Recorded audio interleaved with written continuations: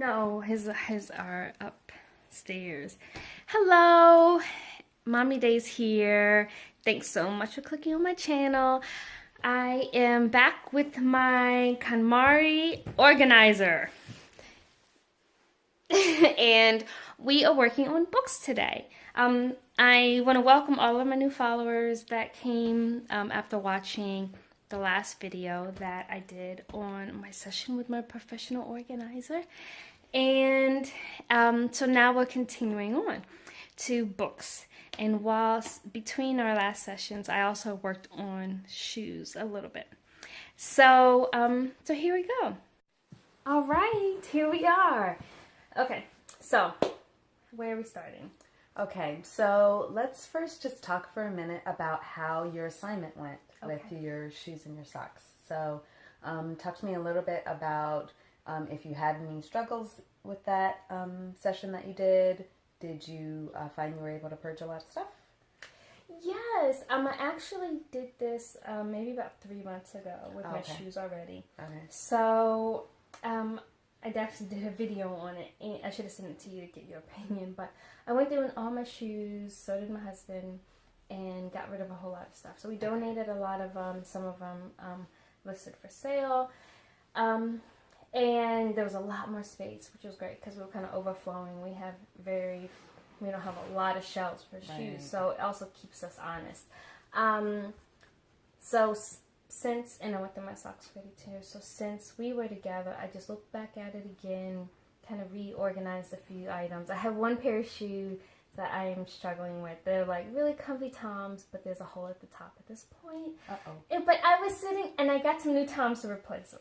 Okay. But I was sitting here saying, like, but they're good shoes for if I need to garden, which I've never done in my life, or if I need to do something messy, and it doesn't make much sense. So now talking to you, I realized just let them go. If I need some beat up shoes, I'm sure I can find some other shoes that I can wear. Absolutely.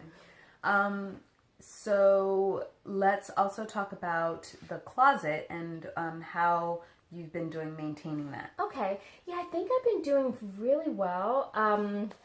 I definitely know that I'm struggling with the pajamas because I'm in and out of that one so much. Now I am folding them as you instructed, but they're still kind of going in there a little sloppy. So what I was just telling myself that maybe once a week I should have a set day. If it's like Sunday mornings, which are usually my slower days, just take literally 4 minutes and just reorganize them.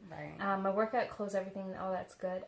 Also see that my coats, I had to move them downstairs because it makes sense for them to be, you know, in my closet or in a coat closet. Since we don't have a coat closet, we had them in the garage, and you suggested that they not be in a garage, which makes sense. But I'm finding that I'm getting ready to leave the house, and I realize I need a coat. Forget it, and then you have to go all I have to go all the way upstairs, or really what I've been doing is just going outside with no coat, because I'm like, I'm not going all the way upstairs. Oh, I'm wearing, I do have one coat downstairs, so I'm wearing a church dress coat to the gym, because that's the only coat I have. So I'm not going to bring them all down, but I'm going to bring down maybe just one.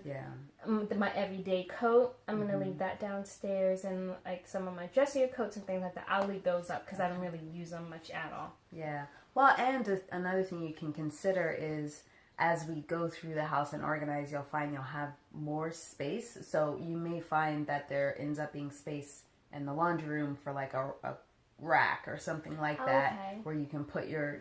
I didn't realize you guys didn't have a coat closet. Well, you have one, but it's for shoes. Yes. Okay.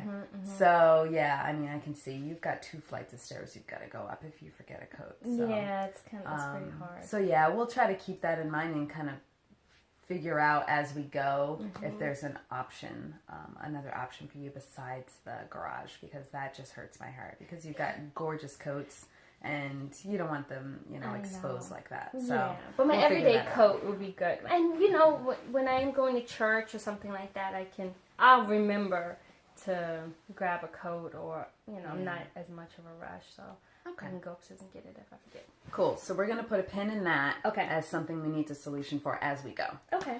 Okay, so today is the books, music, CDs, kind of media type of thing. I am looking at the books that you and your husband have, which doesn't seem like a whole lot. So that's actually, that's good. That means the session won't be too long today. But I also wanted to find out from you where you stand with your son's books and how, where you stand with your son's books and how you want to work through those, if at all. Okay. So, I actually, maybe about 2 months ago, I went through his books and I pulled out some of the board books, some of the more like children's books, and I put those up. I also went through some of the books that were, for him when he's a little older, like 6 and up, because people gave us, all types of books. So, they just range from different ages, and I put those up too. I was thinking about the more baby books. Should I hold on to them? But I think I'll hold on to them. And just wait. Wait on So like store those. Yes, and store those, which they already are pretty much stored. I can show you how I have them stored because they are stored in his play area. I do have room in the garage. I have some drawers for his toys that are on rotation, so I can move those down, which may make sense. But I don't mind you looking at them and seeing what you think. Well, I think you're the better judge of what he likes, what he's ready for, not ready for, all of that. So if you feel good with that, then I'm not gonna go through that. We'll just go through these books here, and then I think that what I am finding is for each category, your son's items kind of have rules of their own with the clothes, with the books, with the toys, things like that. So I almost feel like maybe we should have a session in a couple weeks or whatever that focuses on his stuff. So, you say that you've got kind of a system going with his clothes. I want to take a look and maybe we can, organize that fits your system. His toys, his books, all of that. Maybe we deviate a little bit from the KonMari method there and instead focus on him exclusively all at once. Because it seems like in each category he's kind of separate in the way that you handle his stuff. So I think that might end up being easier. And we can just tackle his room and then any other areas where he's the dominant user. And we'll just handle that another time. I'm going to take them all off and put them in the middle of the room so we can see what you have, and then we'll just start going through. Okay. All right, so what you're going to be doing here is just like in the clothing video, you are going to be taking each item, considering whether or not it brings you joy, and also whether or not it served its purpose. Because I know that there are a lot of books that we may enjoy, but that you've already read, right? And so considering whether or not this is on your Hall of Fame, books. I have a lot of books at home, and I had to make that decision on quite a few of them is, okay, I've already read this, it's brought to my life, but is this in my Hall of Fame where I will want to reread it often? So just kind of think about that. Once you've gone through this pile, then we will allow anything that did not bring you joy, we'll allow your husband to go through that so that we don't discard anything that brings him joy. Okay. Sounds good. Great. So I'll just put some, some books I know we'll never read, but like this one, his friend wrote that book. We like to give these away to people that are entrepreneurs. So we have probably, here's 2 just right here. So I don't know, it's hard. I guess, these will be considered, these 2 just be considered gifts. There's a 3rd one. And there's a 4th one. So I guess we kind of keep that stuff. Yeah. And what I would say is, if they are going to be considered gifts, we may end up, I don't know if you have, because just in our talking earlier today, you have quite a few things that you've... I'm making some progress here. So all of these are books that are gifts. So, like you said, I need to put them somewhere where we can have them in a place so they're ready to be given. And when I need to give gifts, I know where to look. These are the books that I decided to keep. I have these baby sleep books because I was very desperate at some point in my child's infant stage. So I feel like I can get some of this information just by going online, but I decided I will keep these. Okay, then over here are books that will be, all of this stuff is pretty much donation books, so books that I don't think we're going to use other than my Bible. Keep my Bible. These are books that I want my husband to go through, and this is the book that I need to move upstairs so I can start using it. Okay, so this is where I am right now. So my best friend in high school gave me this Forever Friends book. So it's a record memory book, and we were supposed to fill it out together, and we never did. It's never been used, but it just means something to me because she was just like my best friend in high school, and I don't know. So like part of me wants to maybe one day, like now that we're older, for us to sit down and kind of talk about old memories and put it together. But the other part of me is saying, would that ever happen? And maybe I should give it to somebody else so they can enjoy it with their best friend. What are your thoughts? All right. So what I would recommend is that you kind of consider whether or not that's something that you're going to use. Obviously, you've got some great memories tied to it, which is great. And if you really can't make the decision, we can save it for when we handle sentimental items. But consider whether or not you actually will use it. If you won't, then I would say, yeah, there are definitely people who might be able to use that.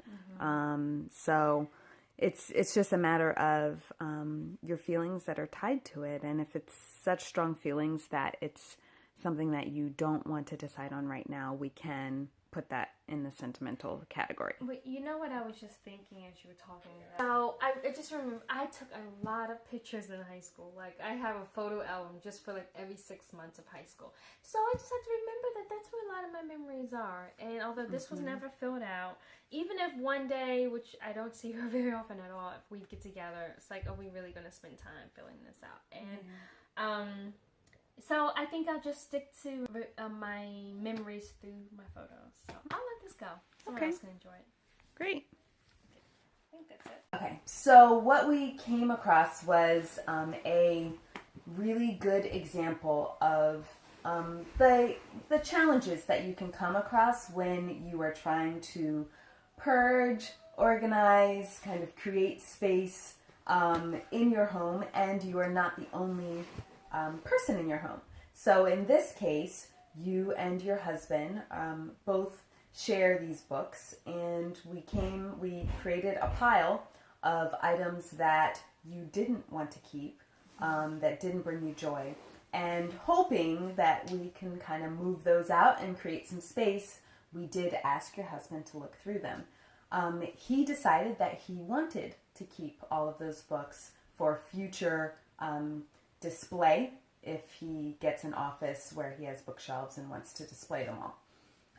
The reason why I wanted to make sure that we highlight this is because a lot of people out there will come across these situations where you're trying to make space, you're trying to move out some things, and the person that you live with does want to keep those items. Whether for reasons you think are valid or not, that is something that you have to respect, and that's why it's very important that when you're doing this method that you're focusing on your items only, and that you never purge on behalf of someone else. That's really crucial.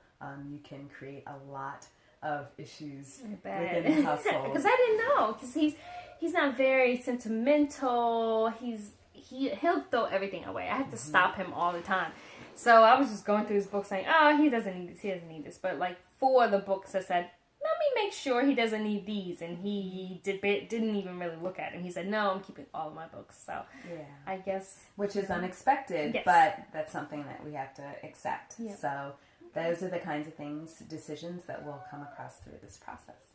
So, looks like we're done with our different piles going through all the books. And now she is starting to put some things back. So, today we're focusing on books, CDs, and such. But I keep the books in we have a theater room in our home. Also, in this room is where I do fulfill orders for my children's clothing store. So there are a lot of clothes. If you didn't notice, like clothes and things in the background. There are a lot of bins and baby shoes and all types of stuff. So with part of this, she's decided that I keep my printer over here and the books were on the shelf. And she's decided that this should just be my fulfillment area. Right? Is that what where we keep the packaging items? So I'm getting kind of a bonus service here because not only because it's more like a room thing. She's helping to kind of get some of that stuff organized, and then we're going to focus on putting the books somewhere else.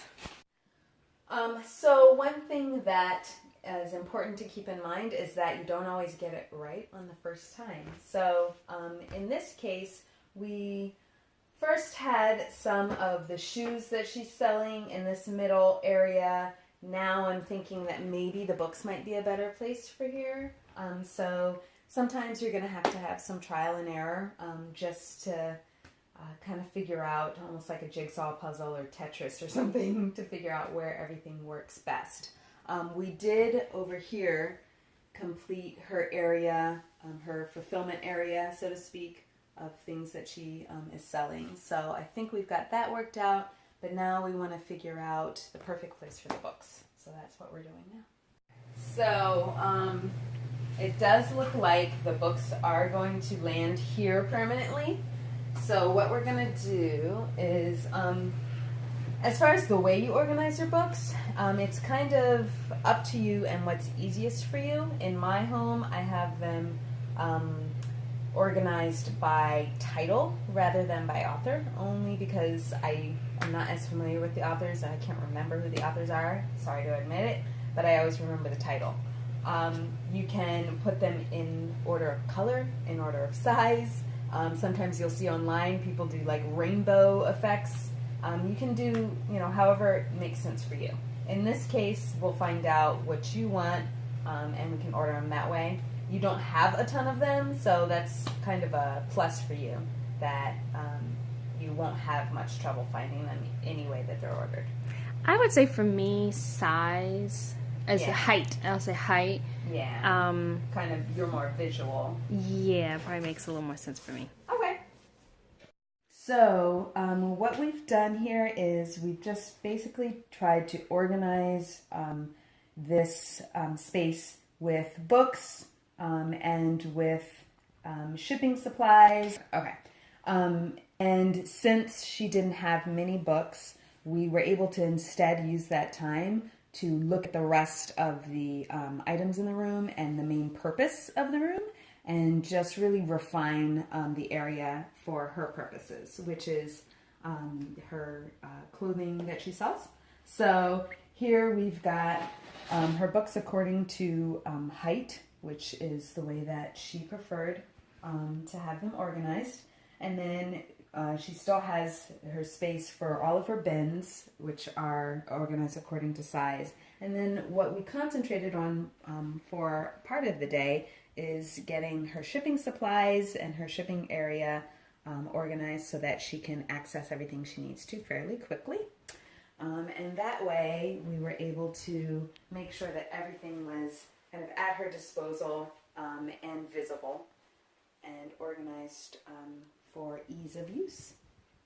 After our last session with the clothing was to organize shoes and socks. So this is the shoe closet. My first observation would be that there still are quite a few shoes here. If Really? if they all bring you joy, then that's great. What I would suggest is, first suggestion is to turn your shoes this way to create more space. So one Yep. a toe out and a toe in. Yep, and alternate like that. That automatically creates just a little more space between the shoes, or for the shoes. So I would try that. And then I would also stack, if you're going to have shoe boxes, I would stack them all with each other and maybe just put a little picture or a description of what the shoe is on the front of the box, so that you can bring these down. And once you stack the boxes up there, you'll have a more organized look for the shoes that you access more frequently. So I would suggest that. And maybe start there, and then I'll see if I can get more feedback as you go. All right. Well, I will continue to work on this. Till next time. All right. So thanks so much for watching. I hope this gave you some tips. It was a great session with my organizer, who's also my sister. I always forget to add that piece in there. So this is something she's been passionate about all her life, and now decided to take it to the next level. So I'll see you guys next time. When is our next session? We'll probably circle back around in a couple weeks. Okay, so we'll be back with this type of video in a couple weeks. So if you're not subscribed to my channel, I would love for you to subscribe, and I'll see you guys next time. Bye!